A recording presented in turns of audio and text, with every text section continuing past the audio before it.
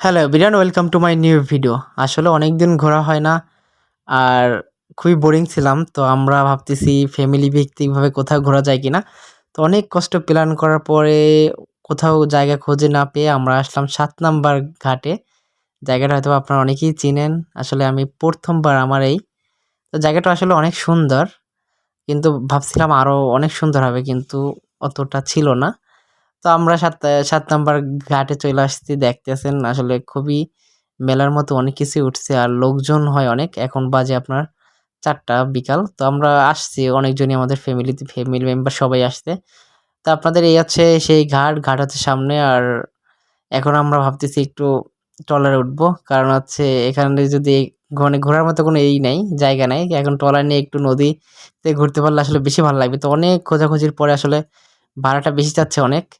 ধরেন এইখান থেকে ২০ মিনিট বা ৩০ মিনিটে তার জন্যই চাচ্ছে তারা ৳৮০০। তো অনেক টাকা চাইতেছে আসলে। তো আমরা কোনোভাবে ৳৭০০ য় ফিক্সড করছি। তা ধরেন ৩০ মিনিটের ৪০ মিনিট এরকম। আসলে যদি আমাদের এই মিনিট হিসাবে ঠিক করতাম যে আমরা ১ ঘন্টা ঘুরবো, তাহলে আমাদের ভালো হইতো। কিন্তু আমরা এইখান থেকে রূপসা ঘাটে যাবো। তো আমাদের এইখানে একটু লস হয়ে গেল, সমস্যা নাই। কারণ হচ্ছে আমাদের সময়ও নাই। তো আমরা সবাই একে, একে উঠলাম। আর ভালোই লাগতেছিল। যে এইখানে আসলে ট্রলারে ঘুরবো। তো মামা অনেক জোরে উঠছে। আসলে পইড়া যায়নি, এটা আমাদের ভাগ্য ভালো। তো আমাদের ঘুরতে আসলে ফ্যামিলিতে ভালোই লাগে। ফ্যামিলির সবাই একসাথে, আরো অনেক লোক মিস করতেছি অনেক লোককে। তো সবাই দেখি কবে একসাথে আরো আবার ঘোরা যায়। তো এই হচ্ছে আপনার ৭ নাম্বার ঘাট। আমি সবসময় ফেসবুকে দেখি, বাট কখনো আসা হয় না।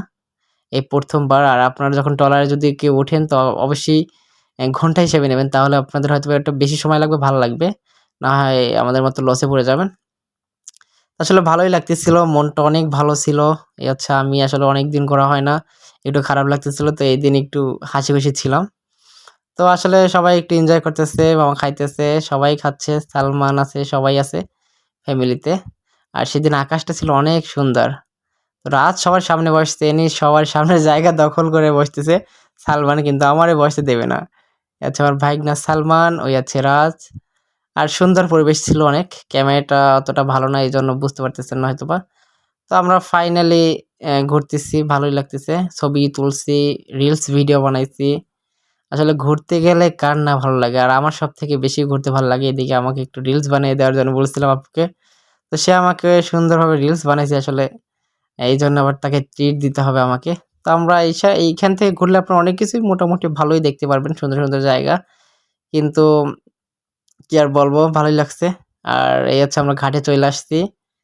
তো ঘাটের কাছে কিন্তু আমাদের সময় বেশি যায় নাই। আসলে ৪০ মিনিটে এগুলোকে অনেক টাকা ইনকাম করে ফেলাইছে, যেটা আমাদের জন্য লস। আর ফার্স্ট টাইম এইজন্য হয়তোবা আমাদের জানাশোনা নাই বলে লস হইছে। তো আমরা চলে আসছি ঘাটে। তো ভিডিওটি কেমন লাগলো আপনারা কমেন্টের মাধ্যমে জানাবেন। তো দেখা হবে পরে কোনো ভিডিওতে। সে পর্যন্ত ভালো থাকুন, সুস্থ থাকুন।